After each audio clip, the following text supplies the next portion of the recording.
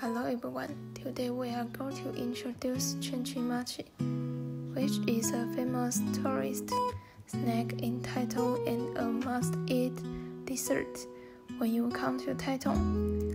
The sweet but not greasy machi is highly recommended to everyone. Turn right from Taitung Girls High School and turn left at the first traffic light and cross the road about 8 minutes away. The Chen family's machi making technique originally came from a Japanese accidentally fell into the sea and was rescued by his grandfather in order to repay the favor of saving his life. The Japanese taught his grandfather the technique of making machi. Now she runs 3 branches and has become a famous store in Taitung.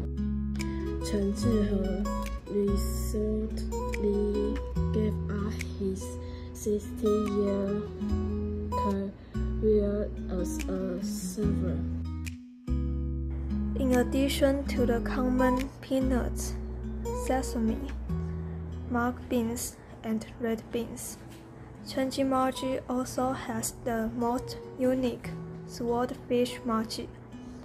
The rice used in陈记麻糬is Chishang round Galician rice, so it tastes elastic and non-sticky.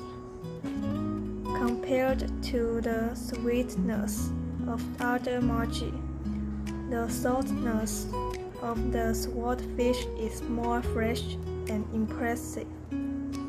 It doesn't feel out of place when paired with machi. The best time to try it is to enjoy it on the same day. Next, we use peanut flavor as a demonstration.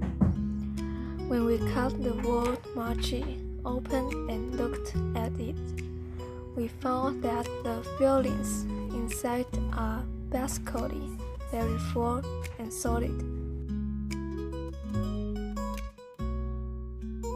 Therefore, when you come to Taitung, you must try this super recommended dessert.